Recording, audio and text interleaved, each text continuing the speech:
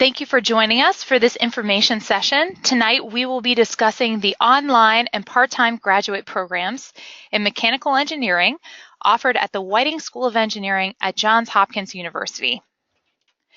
My name is Cheryl Williams, and I am the Recruitment and Marketing Specialist for the Whiting School of Engineering. With me tonight is Dr. Greg Chirikian. Greg is the chair of our online and part-time programs in mechanical engineering. He also works in our Department of Mechanical Engineering as a professor for our full-time programs and as the director of our Robot and Protein Kinematics Laboratory. Greg was the first professor specializing in robotics hired by JHU's Mechanical Engineering Department. During our information session for our full-time master's programs in robotics, Dr. Noah Cowan credited Greg as the beginning of the robotics program here at JHU. His research interests include applied mathematics, computational structural biology, conformational statistics and biological macromolecules, hyper-redundant robotic manipulator arms, and self-replicating robotic systems. He has published extensively, including 3 books, and holds at least 2 patents. Greg, would you like to say hello? Hello, everybody. All right. Thank you, Greg. For tonight's presentation, we'll start off with an introduction to Johns Hopkins Engineering. Next, Greg will discuss with you our online and part-time degree programs in mechanical engineering. Then we'll talk about some helpful information on tuition and payment options, and we'll end with next steps and important dates. So why study engineering at Johns Hopkins University? Johns Hopkins University was founded in 1876 as the nation's first research university.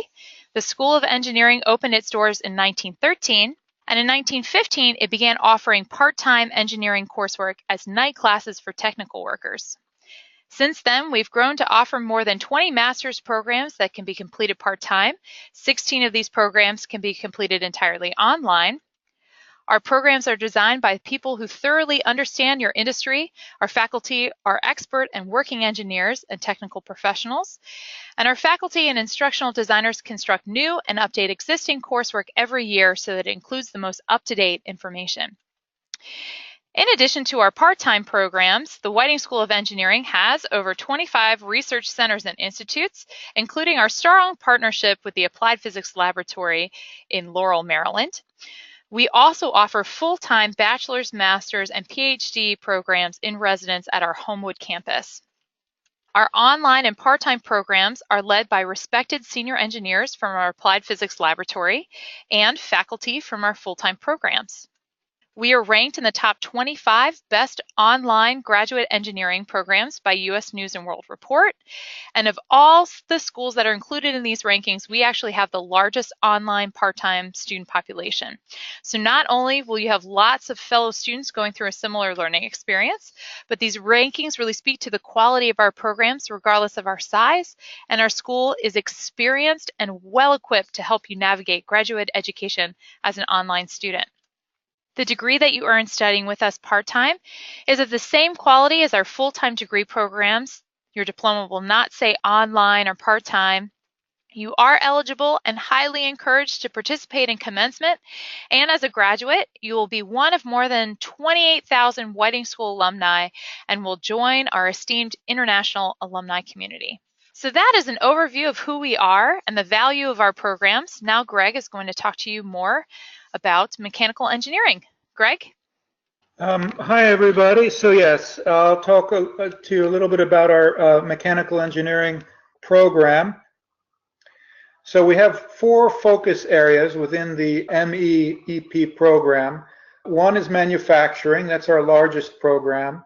There's a mechanics of materials, solid mechanics program focus area. The thermofluids focus area, including fluid mechanics and heat transfer, and the robotics and controls focus area. And each of these has courses that specialize in the area that students take to fulfill that focus area, and then there are a number of electives beyond that that students take.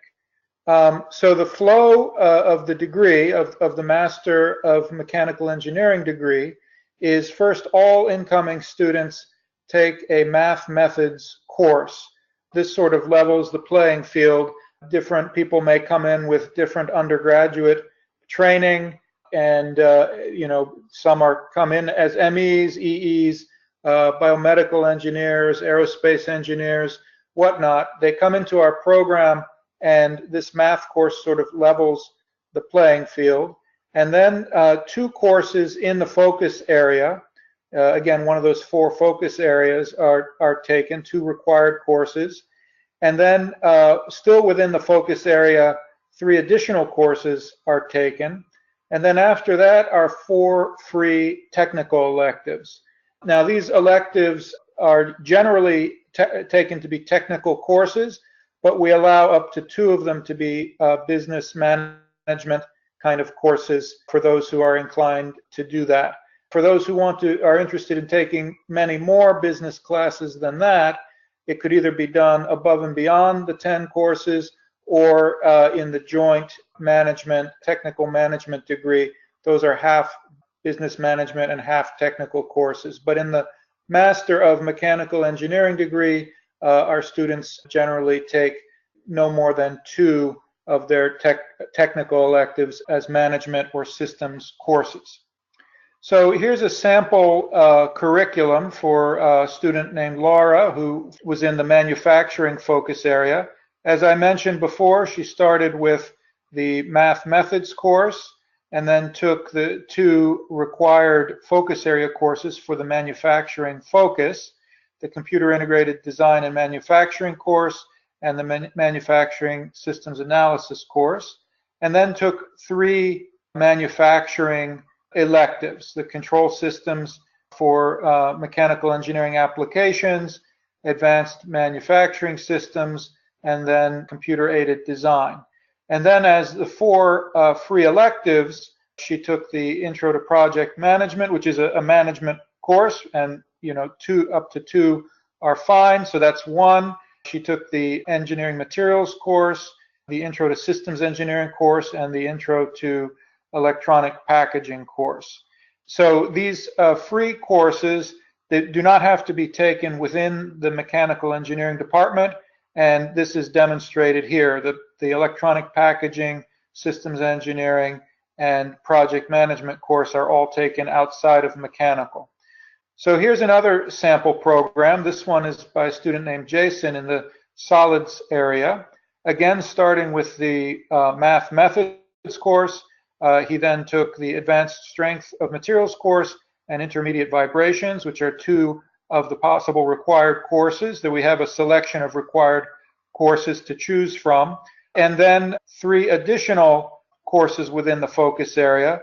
Here, computer aided design, which was also listed in the manufacturing, but some courses are shared between the different focus areas. So computer aided design is 1. Intermediate heat transfer and the engineering materials properties and selection course. The 4 technical courses that free technical courses that were taken were computational methods of analysis, a material science course, intermediate electromagnetics, and space systems 1. So for example, out of these 4, 3 were outside the ME department. It's possible to take all of them in the ME department, but we don't restrict that. So Juan focused on the thermofluids focus area, again starting with the math methods course, then taking intermediate fluid dynamics and intermediate heat transfer. Then 3 courses in the focus area were combustion, applied fluid dynamics, and applied heat transfer. And after that, he took 4 technical courses, and these are all actually within the ME department. The topics in data analysis, design for manufacturability, precision mechanical design, and CAD. So actually most of these courses are manufacturing courses, but that's fine because these are free technical electives. So a student named Gregory focused in the robotics and controls area.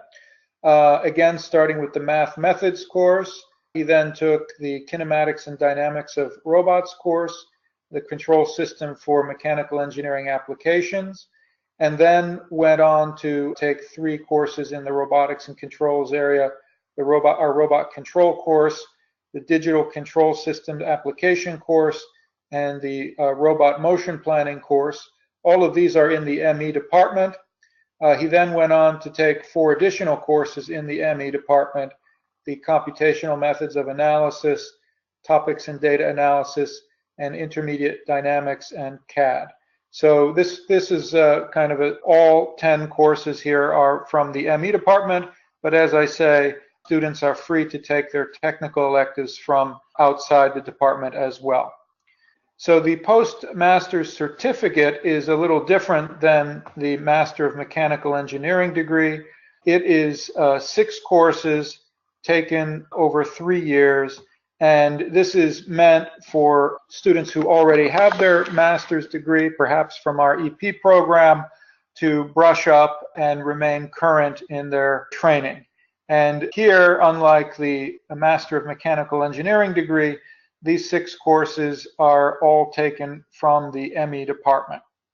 So with regard to admissions requirements, our students must have a bachelor's degree from an accredited institution. This is a typo here. It should be accredited mechanical engineering. Well, we'll take electrical engineers if their grades are good enough, but most of our undergrads are mechanical engineering bachelor's students. But we've had students come in from applied math as an undergrad, biomedical engineering, aerospace, civil, all kinds of different undergraduate training.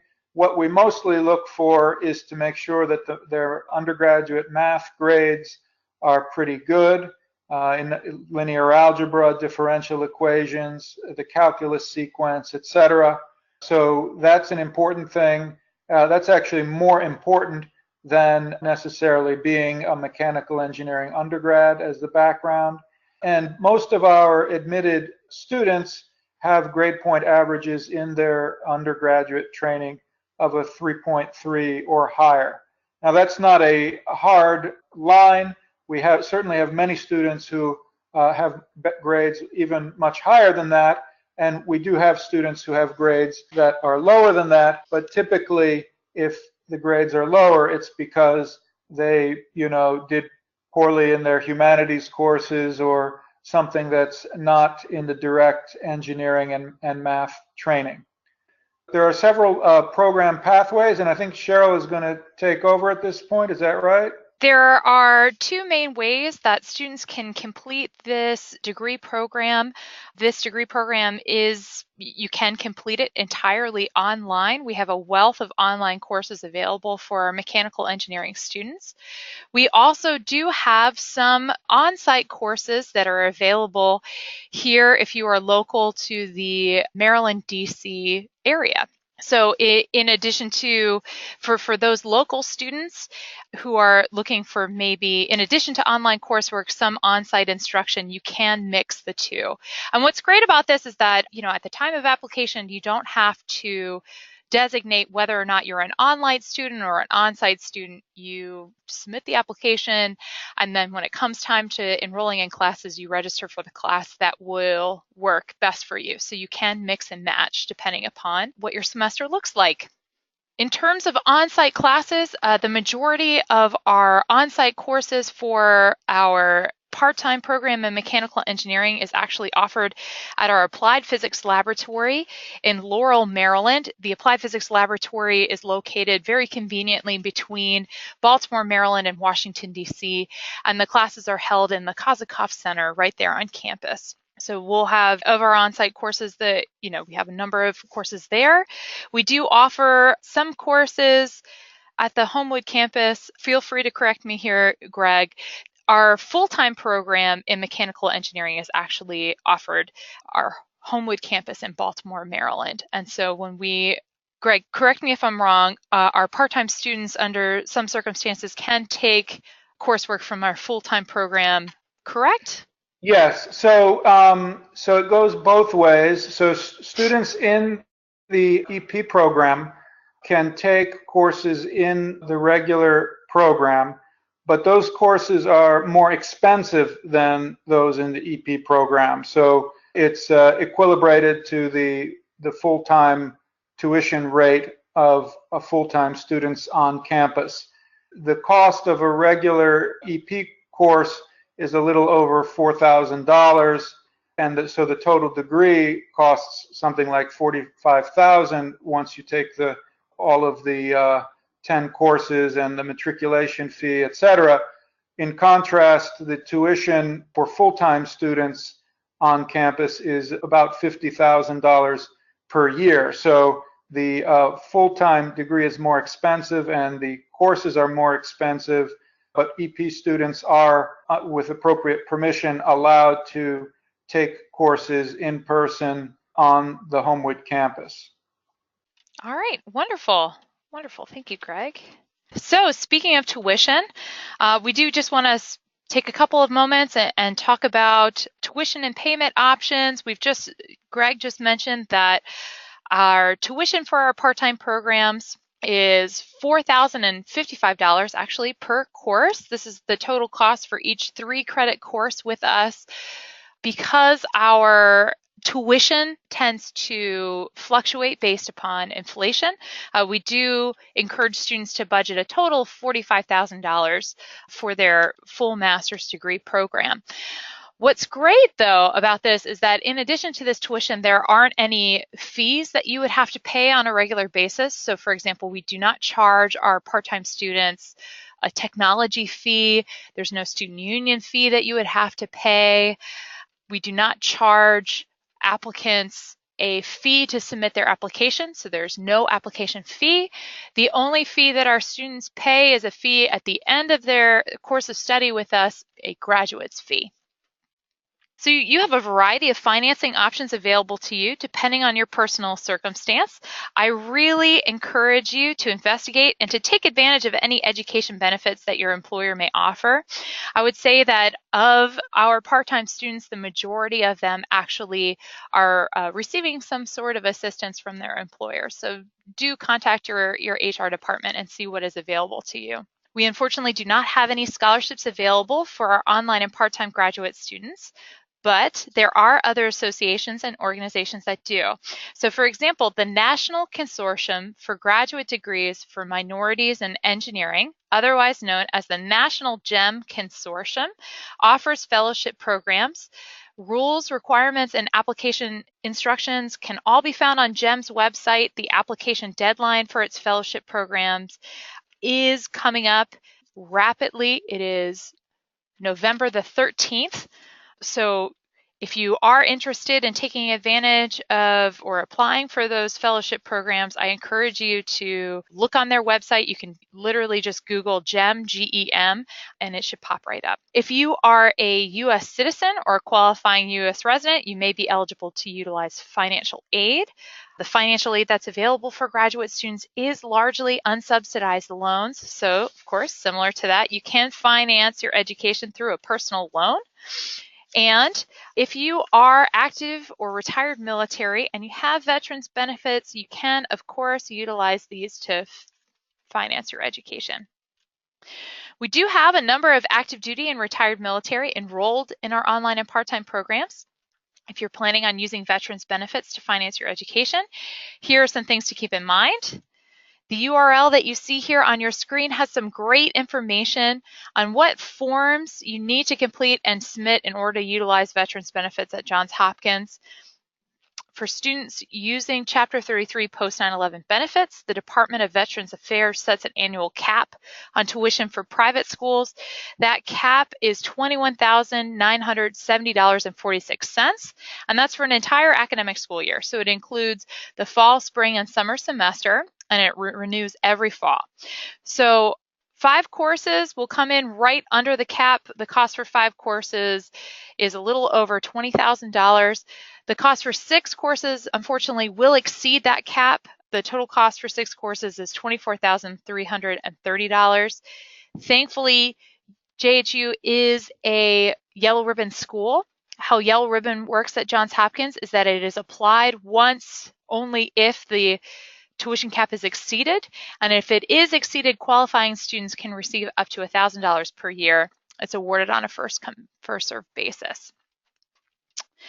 Something else I just wanted to mention quickly here, I'm sure that you've heard in the news recently the Harry W. Comrie Veterans Educational Assistance Act of 2017, otherwise known as the Forever GI Bill, was signed into law. This law expands on the veterans education benefits offered through Chapter 33 Post 9/11 GI Bill. For example, it removes the benefit expiration dates for those who were discharged or released from military on or after January 1st of 2013. So if this is you, you now have an unlimited amount of time to utilize your veterans education benefits. They do not expire. For more information on the Forever GI Bill, I encourage you to visit military.com and just search Forever GI Bill. That website has a lot of really useful information on what's included in this bill. If you are located outside of the U.S. and are interested in studying with us, here are some helpful tips to keep in mind. International students are welcome to study with us from their home country through our online programs, regardless of whether or not you will be studying with us online or on-site. International students do have some additional admissions requirements.